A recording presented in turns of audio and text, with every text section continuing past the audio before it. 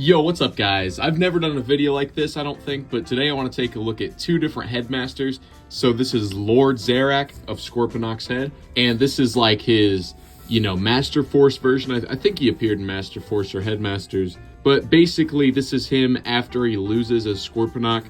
And yeah, I think it's pretty interesting, just, the differences in the molds here. Like, they're really not that different, but I feel like they look really different just because of all the colors and molding differences. I mean, again, there's not really much molding difference, but a big part, obviously you can tell, is this cracked chest, which I absolutely love this little detail.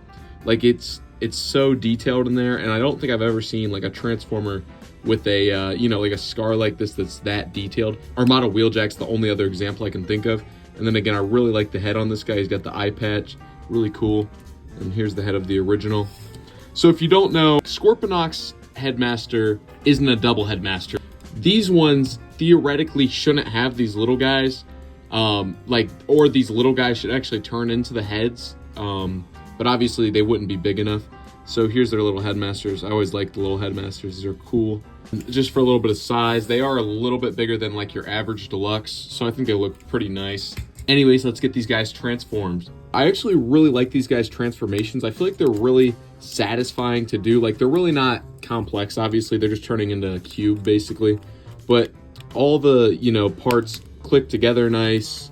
And I really like the, the classic feet reach around that the, little headmasters do. But on like a bigger scale, it just feels so much more weighty. And then also a little detail to point out, which is pretty cool, is he actually has green eyes under here, which is pretty neat, because I'm pretty sure the original toy had like eyes underneath of his, clear visor, but this visor is red to match the cartoon.